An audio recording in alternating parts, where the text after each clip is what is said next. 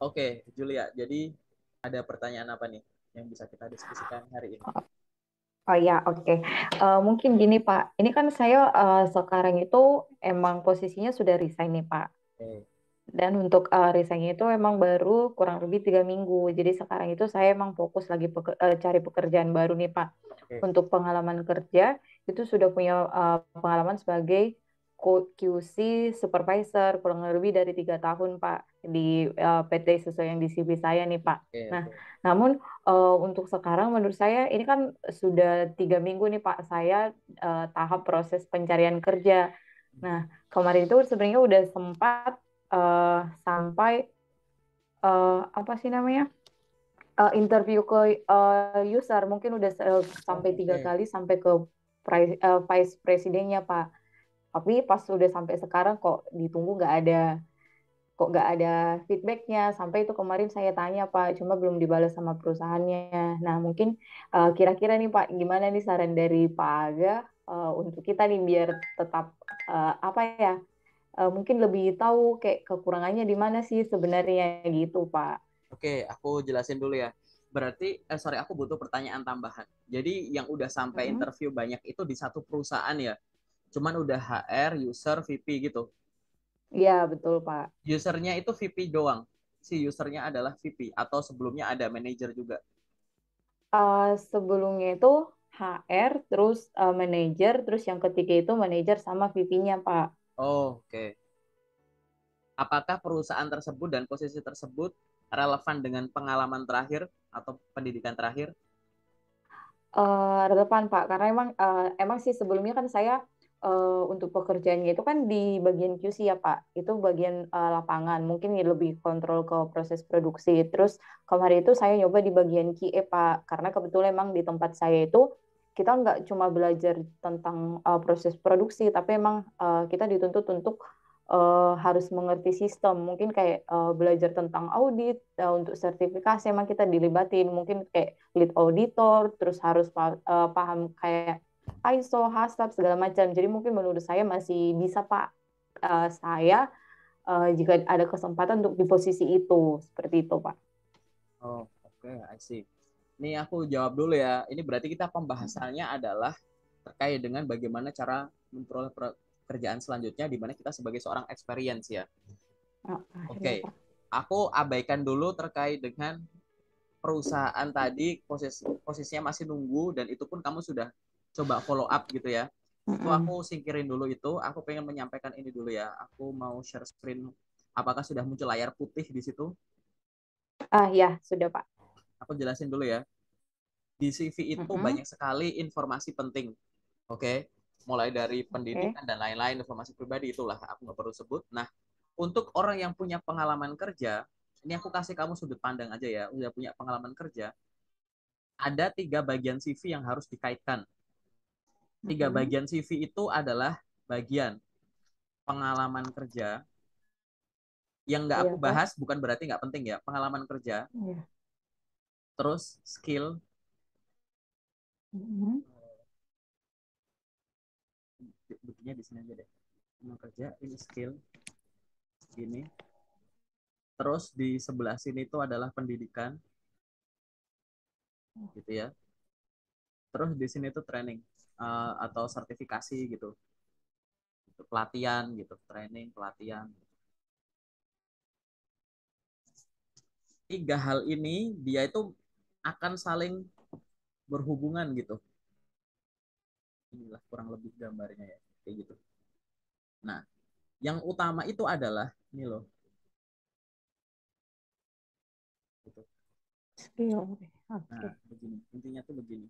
Kalau yang merah-merah ini panahnya bolak-balik gitu. Yang merah ini sebenarnya lebih kayak ke bolak-balik. Mungkin aku satu panah aja ya biar nggak ini. Nah, aku bahas satu-satu ya dari pengalaman kerja ya. Pengalaman kerja, orang yang sudah memiliki pengalaman kerja, apalagi ya, ibaratnya kamu gitu ya, orang yang Iya sudah Pak. punya pengalaman kerja, dia harus menonjolkan 3 hal di CV. Oke, menonjolkan Mm-mm. apa itu 3 hal itu? Yang pertama itu adalah tanggung jawab yang pernah diberikan. Kamu pernah punya tanggung jawab sebesar apa? Oke. Oke. Yang Iya kedua, Pak. terkait dengan prestasi selama menjabat di sana. Yang ketiga, Siap. setelah lulus dari sana punya skill apa? Oke. Tiga ini dulu yang buat diingat-ingat. Tanggung jawab itu, nah gini, tanggung jawab itu yang dicari itu bukan definisi, tapi tanggung jawab. Banyak orang ya menuliskan bagian nge-breakdown tanggung jawab, itu yang ditulis adalah definisi umum. Misal pekerjaan sebagai pedagang bakso, terus nulis tanggung jawabnya menjual bakso ke calon pembeli gitu. Ya itu kan definisi umum gitu. Emang pedagang bakso tuh gitu. Ya. Yang kita pengen tahu tuh tanggung jawab yang ada di kamu. Sehingga silahkan munculkan angka, munculkan cakupan, biar kita tahu tanggung jawabnya sebesar apa. Menjual bakso atau di area mana gitu boleh. Memimpin 10 orang pedagang bakso yang untuk gini-gini boleh gitu. Nah, untuk orang yang punya pengalaman kerja, nih apa sih tahu ya? Di sini ada namanya jabatan struktural sama fungsional. Misalkan di sini tuh namanya uh, QC supervisor misal gitu. Nah, ini loh, fungsi kamu itu ada fungsi QC, ini fungsionalnya, ada strukturalnya, ada SPV-nya. Jadi pada saat menulis job desk, kebanyakan orang yang sudah punya pengalaman kerja yang pernah aku review, salahnya itu adalah lo jabatanmu tuh manajer, tapi job deskmu tuh staff. Paham nggak? Gitu. Ya, Jabatanmu paham. tuh supervisor, tapi kok job deskmu lebih condong ke staff gitu. Karena apa? Dia menonjolkan dari sisi QC-nya ini saja. Lah fungsimu sebagai SPV mana? Gitu. Atau misalkan di situ ada gitu ya, operation manager. Loh kok kamu malah jadi staff operation? Yang lakuin itu kamu atau staffmu? Staffmu. Ya Apa? sudah, tunjukkan gitu. Jadi nulis breakdown tugas tanggung jawab tadi ya, bukan definisi umum, tapi tanggung jawab yang kamu pegang. Yang kedua adalah ingat, setiap orang tuh ada fungsional, ada fungsional, ada struktural gitu. Mungkin benar kamu ngomong bahwa di situ ada breakdown soal QC QA gitu-gitu kan. Atau misalkan operation Iya, itu boleh, tapi fungsi manajerialmu mana? Yang istilahnya kayak memimpin 10 orang staff sales motoris untuk menjual produk ini di area Jabodetabek, misal gitu. Jelas, itu ada fungsi kamu sebagai seorang manajer atau SPV gitu ya. Jadi jangan lupa iya, Pak. fungsi-fungsi itu. Jadi katakan, nah untuk yang fungsional atau struktural ini, ya, yang ini misalkan kayak SPV ini atau yang QC ini gitu, aku hapus aja deh bahasanya yang ini aku hapus dulu. Jadi baik yang struktural atau fungsional ini gitu ya, masing-masing itu punya keyword, punya kata kunci gitu. Kalau fungsional ya kamu tugasnya sebagai misalkan kayak operation supervisor. Ya udah, secara fungsional tuh operation tuh ngapain sih gitu. Ada ada kata-kata kuncinya. Tapi sisi strukturalnya apa? Mungkin ada kata manage gitu ya, Iya. gitu. Ada fungsi mendelegate, monitor, execute, train, report, gitu-gitu. Jadi ada kata-kata kunci yang apaan sih yang cuma dilakuin sama supervisor, sales apa, staffnya enggak. Apa yang cuma dilakuin sama manajer, staffnya enggak, supervisornya enggak, kayak gitu. Fungsi interdepartemennya gimana, gitu. Apa yang kamu lakukan, gitu. Jadi ini adalah kesalahan-kesalahan umum yang biasanya dibuat untuk orang yang pada saat di CV menonjolkan bagian pengalaman kerja. Dia lupa di posisi dia itu ada struktural dan fungsional. Bisa dipahami ya di sini ya. Ya, bisa, Pak. Nah, kayak gitu. Nah, pastikan ini tertulis dengan baik di CV. Cara nulis pengalaman kerja di CV, kalau mau sempurna ada 5 poin. Gitu. 5 poin itu apa aja? Pastikan ada satu nama perusahaan. Oke, Pasti iya, ada Pak. dong. Yang kedua adalah Iya. timestamp atau penanda waktu. Timestampnya, kapan sampai kapan. Yang ketiga, itu ada tadi, posisi jabatan. Yang keempat, job desk, tugas dan tanggung jawab gitu ya. Gitu. Kalau mau lengkap, yang kelima adalah ada achievement. Oke. Itu yang bikin bedain kamu. Oke, mungkin banyak yang jadi supervisor ini, tapi kan nggak semua orang pernah ngelakuin ini, ngehandle sebesar ini, punya prestasi ini gitu. Jadi menulis setiap pengalaman di CV tidak hanya jujur saja seperti yang kita alami dan kita kuasai, tapi kita harus pakai sudut pandangnya pembaca. Kira-kira kalau aku tulis kayak gini tuh udah menarik belum? Kayak gitu. Ini bukan CV itu marketing document gitu. Jadi kamu menjual kemampuan diri dengan cara ditulis gitu. Kamu memaksa orang biar orang tertarik hanya dengan baca tulisan sebelum kamu ngomong di interview misalkan atau di tes kemampuan-kemampuan lainnya gitu. Sehingga ini harus sempurna. Nah, ini adalah secara general terkait dengan pengalaman kerja gitu ya. Cukup paham ya? Ya, paham, Pak. Itu terkait dengan pengalaman kerja. Yang kedua adalah terkait dengan pengalaman pendidikan. Pengalaman pendidikan itu ya, terlepas nanti kamu kerjanya sesuai dengan pendidikan atau enggak gitu ya. Aku ngomong yang basic dulu aja deh. Pendidikan itu yang harus ditulis di CV itu silahkan tulis pendidikan terakhir atau dua terakhir. Kalau kamu S1 tulis S1 saja atau S1 D3, S1 SMA, SMK boleh kayak gitu. Pendidikan harus menuliskan nama universitasnya, nama institusinya, kemudian periodenya kapan sampai kapan, jurusannya apa, kalau bisa IPK-nya berapa, kayak gitu. Oke. Pengalaman pendidikan yang boleh ditulis di CV boleh yang formal dan non formal. Kamu ikut kursus tertentu gitu boleh ditulis. Oke. Oke, Pak. Nah, terus sementara itu dulu. Untuk pendidikan aku nggak ribet ya. Terus di sini ada bagian training, sertifikasi, pelatihan ini ya di sini ya yang sebelah kanan ini di segitiga ini gunanya untuk apa? Ini ada kemampuan yang tidak kamu pelajari di pendidikan formal, tapi kamu kuatin lewat sini. Oke, gitu. Nah, di sini kamu silahkan tuliskan di menu sendiri juga boleh gitu ya. Jenis pelatihannya apa gitu. Kalau space-mu agak gede, CV kan gini, CV boleh 1 sampai 3 halaman gitu. Mungkin kalau ini adalah suatu training yang mungkin kamu misal kayak premium, berbayar dan kemampuannya luar biasa, jangan hanya sekedar nulis pernah. Nulis pernah itu kayak training ini atau sertifikasi ini ya ada pada bulan ini gitu. Itu sekedar pernah. Kenapa nggak ditulisnya misalkan sertifikasi ini misalkan diadakan oleh ini, periodenya ini, terus kompetensinya apa, kompetensi lulusannya gitu, apa atau apa aja materi yang diajarin di breakdown di situ. Makin muncul kata kunci gitu ya, makin orang akan menarik. Oh sebenarnya lingkupnya tuh sejauh ini trainingnya. Karena zaman sekarang gini, mau nggak mau ya, suka nggak suka. Pasca COVID itu kan, selama COVID itu kan banyak kegiatan orang dipaksa untuk online. Sehingga kita Iya, nyari benar, Pak. seminar banyak banget, gampang banget. Ini aku ngomongin seminar aja ya, webinar gitulah. Dulu webinar itu eksklusif. Kalau kamu sadari Iya. waktu COVID gitu, webinar yang maaf nih, untuk expert sampai untuk yang free entry apa new entry gitu ya, itu kayak kecampur-campur gitu loh, paham nggak? Jadi Iya, kita nggak iya, tahu Pak. gitu, ini tuh webinar tuh apa gitu, kayak oh ternyata materinya nggak berbobot, kayak pengantar-pengantar gitu, gitu.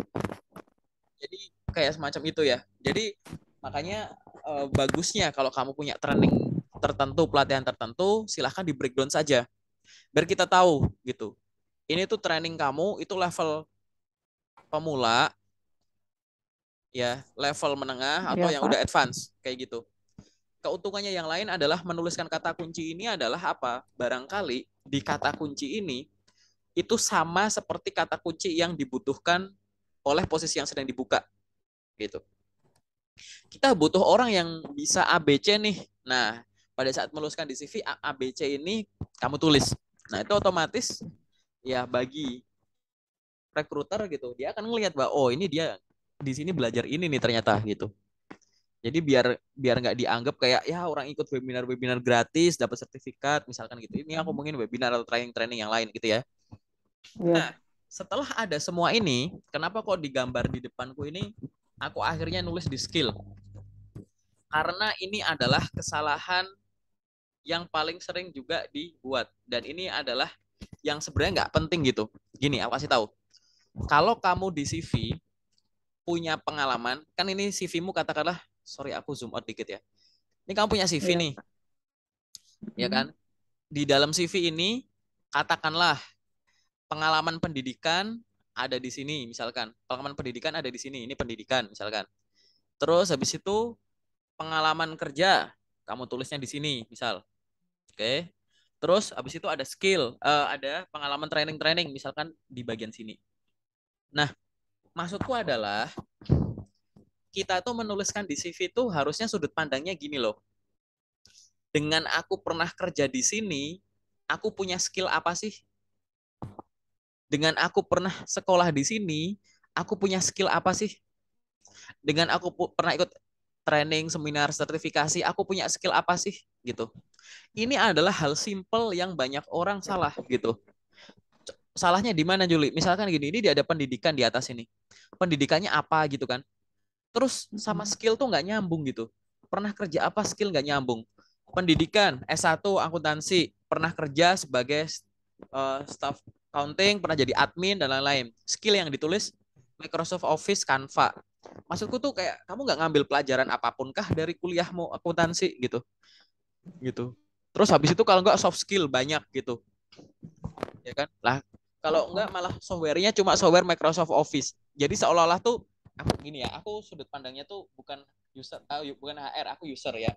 Jadi aku mikirnya tuh, lah kalau cuma Microsoft Office mah anak SMA bisa, ngapain aku nyari anak kuliah udah punya pengalaman kerja, paham ya? Kayak gitu. Iya. Jadi silahkan tulisnya gitu. Kalau kamu pernah mengenyam pendidikan akuntansi ya silahkan turunan-turunan nama mata kuliahmu tuh APAR, auditing, recon, tax gitu atau software-softwarenya kayak gitu kan. Mayop dan teman-temannya. Begitupun kamu yang nanti aku belum karena aku belum ngecek ya gitu. Nanti kita cek ulang gitu. Jangan-jangan bagian pengalaman pendidikan, skill atau pelatihan ini nggak sesuai dengan skill yang kamu tulis gitu. Jadi harus relevan. Ibaratnya apa sih yang cuma dimiliki sama orang yang pernah kerja di sini? Kalau belum di sini belum pernah tulis di skill. Apa sih yang nggak dimiliki sama orang yang belum pernah jadi supervisor atau manajer di posisi ini? Tulis di skill. Jadi begitu cara jualannya di skill gitu ya. Tidak memasukkan hal-hal yang sifatnya umum. Oke? Oh iya. Itu yang Siap. namanya kamu fokus untuk membuat unique value proposition gitu. Silahkan kamu browsing dulu unique value proposition itu apa. Kalau mau baca-baca gitu boleh gitu. Jadi ini biar apa? Biar menarik, biar CV orang yang punya pengalaman kerja itu ya sebagaimana mestinya gitu. Oke ya. Nah, mungkin sedikit Oke. gambaran aku soal skill ini gitu. Aku kasih sedikit penjelasan. Skill itu dibagi jadi dua. Ini, ini kamu pakai HP ya. Kalau aku kecil segini kelihatan nggak ya? Aku gambar gini kecil, kelihatan Kelihatan, Pak. gitu. Skill aku bagi jadi dua. Gini ya, skill itu ada dua, ada yang sifatnya teknis atau hard skill sama soft skill. Oke. Oke, Pak. Nah, technical skill ini dibagi jadi tiga. Yang pertama tuh industry knowledge, pengetahuan industri gitu ya, pengetahuan bidang-bidangmu gitu. Yang kedua itu adalah tools. Yang ketiga itu adalah kemampuan bahasa language. Oke. Oke. Terus tools dibagi jadi dua.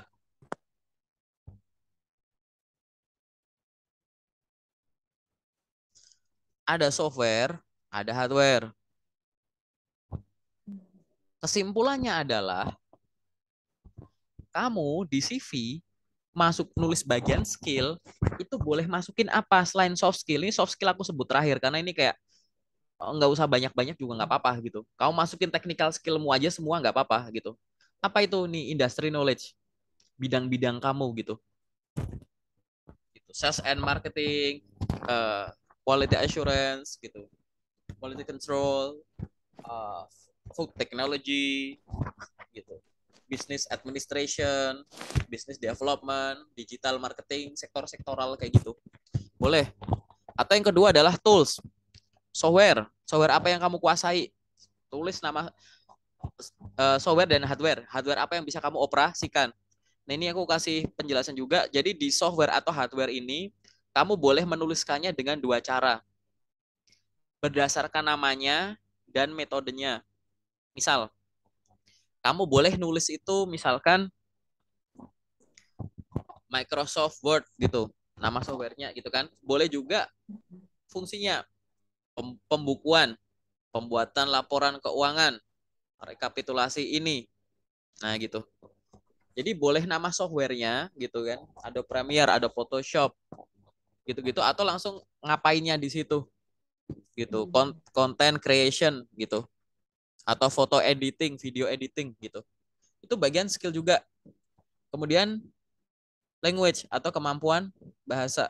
Bahasa. Bahasa apa yang kamu kuasai, tulis aja di skill. Bahasa Indonesia, bahasa Inggris, bahasa yang lain boleh. Bukan bahasa daerah ya, Iya, Pak. kayak gitu. Terus yang terakhir baru soft skill. Kenapa aku breakdown ini? Aku pengen nunjukin bahwa skill itu ada banyak. Jangan buru-buru masukin soft skill kalau technical skillnya belum banyak dimasukin. Padahal kamu punya. Dari mana punya? Aku yakin 100%. Orang yang sudah punya pengalaman kerja banyak atau pengalaman kerjanya nggak banyak tapi durasinya lama, pasti punya skill di dalamnya. Nah, silahkan skill itu ditulis. Kalau yang baca CV kamu itu adalah aku seorang manusia gitu ya, CV langsung dibaca sama rekruter langsung pakai mata, kita tahu. Oh, dia pernah jadi ini. Pasti di dalam itu lingkup kegiatannya ini. Dengan melakukan lingkup kegiatan A, B, C, D ini, maka dia akan punya skill teknis gitu ya, D, E, F, G ini. Betul. Tapi zaman sekarang, ya kan, pekerjaan itu banyak yang di-scan pakai sistem. Makanya ada CV ATS friendly gitu. Jadi CV itu kan ada yang tipe desain, ada yang CV ATS friendly. Di mana CV yang dibuat itu mempermudah sistem applicant tracking itu untuk memproses, mengekstrak informasi yang ada di CV sebelum nantinya diproses oleh mata. Contohnya logikanya kayak gini. Aku buka layar, apakah sudah ganti layar putih yang lain? Ya, sudah, Pak. Jadi posisi ini, kursi yang sedang dibuka ini, dia kan orang yang boleh duduk di sini kan ada kualifikasinya. Ini kan. Nah, Ya. kualifikasi ini akhirnya ya dimasukkan di info locker. Jadi ada CV, ada info locker, dibutuhkan apa gitu. Terus ada kualifikasinya ini dimasukin. 1, 2, 3, 4, 5 di info lockernya. Oke? Nah, aku di sini ada orang. Orang ini dia kan punya pengalaman hidup nih. Kamu kan juga punya pengalaman nih. Pengalaman kerja, pengalaman pendidikan, pengalaman ini gitu. Pengalaman yang macam-macam gini ya. Punya banyak pengalaman. Ini aku gambarnya kayak begini nih, garisnya macam-macam. Nah, pengalaman yang kamu punya ini kamu tulis di mana? Di CV gitu, ya kan? Di CV kamu tulis ada garis yang hitam gitu. Ini CV kamu misalkan ada garis yang orange.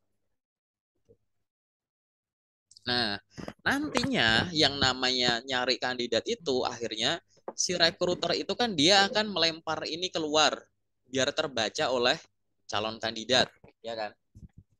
Seorang eh, pelamar kerja dia akan melempar ini. Nah, ini tuh di sini tuh ada pencocokan gitu loh. Matchingnya tuh ada di sini gitu. Matching nyocokin apa sih? Nyocokin yang ada di isi info locker sama yang ada di sini gitu. Sebenarnya tuh nyocokin ini ya kualifikasi orang yang boleh duduk di sini sama kompetensi orangnya. Masalahnya gini, untuk pencocokan ini ada yang langsung lewat recruiter, lewat mata, ada yang harus lewat sistem gitu. Nah kalau lewat sistem, sistem kan nggak punya perasaan, nggak punya indera, tapi ada intelijensi tertentu. Buat apa? Mengekstrak info dari isi CV. Nah takutnya kalau nggak kamu tulis, info tersebut nggak bisa terbaca oleh sistem gitu. Kalau nggak ditulis, sistem nggak baca. Kamu dianggap tidak punya kemampuan itu. Padahal bukannya nggak punya kemampuan, tapi tidak kamu tulis dan akhirnya tidak dibaca. Atau yang kedua, desain CV-nya. Sebenarnya nggak ada masalah ya kalau CV kamu tuh mau tipe kreatif atau tipe ATS friendly gitu kan. Tapi ya yang jadi pertanyaanku adalah kamu sejauh ini ngirim lamaran via apa aja? Kalau kamu ngirim lamaran kayak lewat email, lewat Google Form yang langsung ke recruiter, nge-DM recruiternya, kamu pakai CV kreatif nggak apa-apa. Tapi kalau kamu ngirim lamarannya LinkedIn dipakai, Jobstreet dipakai, portal karir yang lain dipakai, di mana dia akan masuk ke suatu database, aku menyarankan CV-mu diganti yang ATS friendly, bukan yang desain. Kenapa? Satu, takutnya kamu punya kemampuan sudah ditulis di CV tidak terbaca semua atau tidak terbaca dengan lengkap. Karena mereka itu akan memasukkan ini kualifikasi yang ada ini dimasukkan ke database gitu kan. Yang enggak yang kamu punya akan dimasukkan ke sini. Nanti akan dicocokkan. Nih loh nyocokin gini loh misalkan. Ini hitam nih. Dicocokin. Mana warna hitam? Oh, ini warna hitam ini. Paham nggak? Gitu.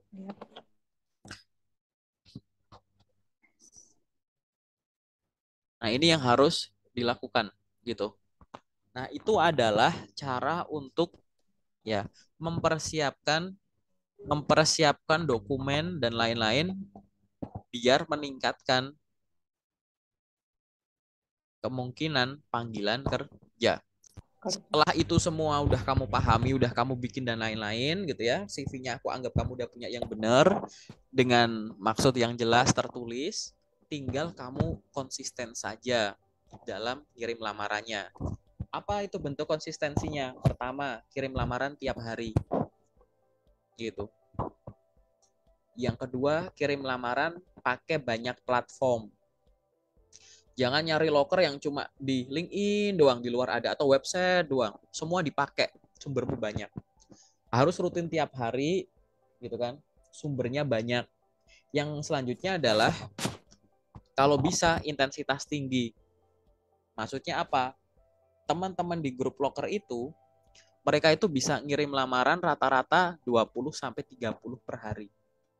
Rata-rata. Kadang lebih rendah, kadang lebih tinggi. Nah, ini kamu nggak harus ngikutin kayak mereka ya. Lebih rendah juga boleh. Sama atau lebih tinggi juga boleh. Tapi kamu harus tahu alasannya. Kok bisa sih orang bisa ngirim 20 lamaran per hari? Kayaknya tuh banyak banget.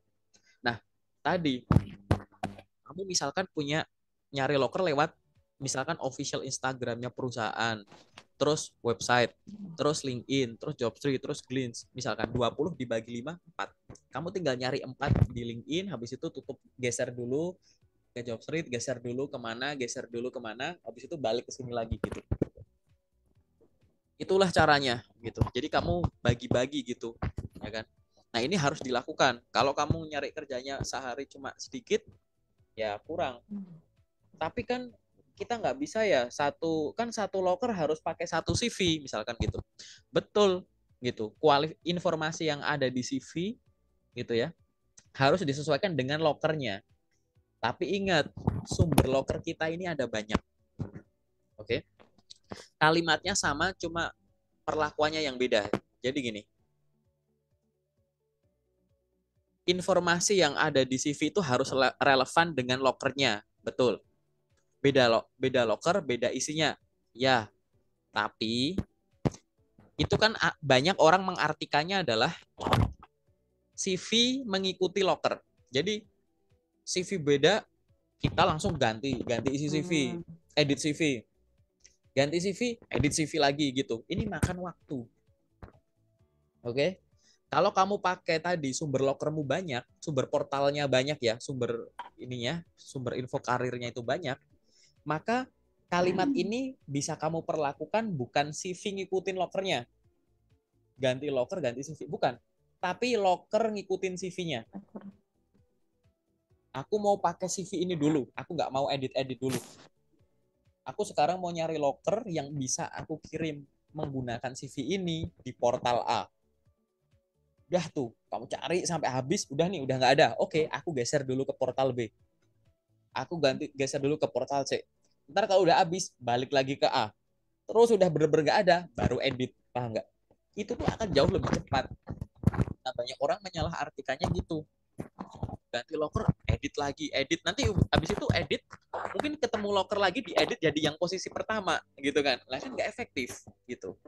Jadi dengan banyaknya portal locker tadi mengefektifkan pergerakan kita. Jadi sudah bukan CV ngikutin locker, tapi locker yang ngikutin CV. Gitu. Oke. Nah, ini semua harus kamu lakukan secara konsisten. Dan itu adalah cara terbaik. Terakhir dari aku adalah buat evaluasi dari performa kamu sejauh ini. Kalau bisa kayak seminggu, 2 minggu ini gitu. Misal kayak gini bentuknya. Aku tuh dalam waktu 1 bulan ini sudah ngirim katakanlah 500 lamaran. Gitu. Dari 500 lamaran, berapa yang diinfo tapi ditolak? Gitu. Oh, yang nolak aku ada 200. Gitu. Terus yang aku dikasih kesempatan ke tahap selanjutnya, oh ada katakanlah 30. Yang nggak bales lamaranku 270 gitu. Nah, gitu. Nah, kalau kamu udah bagi gini, kamu habis itu bikin action plan untuk masing-masing ini. Yang hijau, kamu ngelakuin apa dengan yang hijau ini? Oh, aku persiapan untuk tes selanjutnya gitu dan lain-lain. Ini yang ditolak nih, gimana nih? Kamu evaluasi, kenapa aku ditolak? Kebanyakan yang nolak aku dari platform mana? Mereka tuh butuh kemampuan apa? Untuk posisi itu butuh kemampuan apa yang mungkin aku udah punya tapi belum aku tulis ke CV dan lain-lain. Evaluasi tuh. Oke? Dan kalau ada yang nolak kamu gini dan kamu bisa follow up, bisa kamu balas. Terima kasih atas update informasi yang diberikan gitu. Semoga kita dapat bekerja sama di kesempatan selanjutnya kayak gitu. Paham ya? Ah, ini nih yang harus dilakukan di warna kuning ini nih. Banyak orang buru-buru menyimpulkan kuning itu sama dengan merah. Kalau ada yang kuning gini, action plan-nya adalah follow up tanya gitu. Kamu misalkan info lokernya dari orang di LinkedIn. Kamu kirim lamaran lewat email. Udah kamu tunggu nggak ada balasan misalkan gitu. Atau nggak usah ditunggu dulu yang besok-besok. Begitu kamu dapat info locker, ini bukan di menu job ya, tapi recruiter koneksi kamu di LinkedIn, bikin postingan, terus kamu kirim lewat email. Langsung beliaunya kamu chat gitu. Jadi untuk konfirmasi, selamat pagi Bu, perkenalkan nama saya ini, gitu. Terima kasih atas info lowongan kerja yang Ibu informasikan melalui postingan LinkedIn Ibu. Baru saja saya mengirimkan lamaran untuk posisi ini di PT ini. Semoga lamaran saya sudah diterima dengan baik ya Bu. Gitu. Apabila Ibu membutuhkan informasi tambahan terkait kualifikasi saya, silahkan untuk menghubungi saya melalui email ini atau WhatsApp ini. Ibu juga dapat mengunjungi akun LinkedIn saya apabila membutuhkan informasi tambahan. Terima kasih gitu. Jadi begitu ngirim follow up pemberitahuan gitu. Itu akan mengurangi jumlah warna kuning gini. Karena nanti panahnya itu nanti ya. Kalau merah ini kan pasti berhenti tuh. Dia kan stop nih, ya kan? Nah, kalau yang hijau ini, yang hijau, kemungkinan hijau ini gimana? Ya kemungkinannya balik, kemungkinan lanjut lagi, lolos ke selanjutnya lagi, kemungkinan merah, kemungkinan kuning gitu. Yang kuning ya sama aja. Kuning itu kemungkinannya juga hijau, ya kan?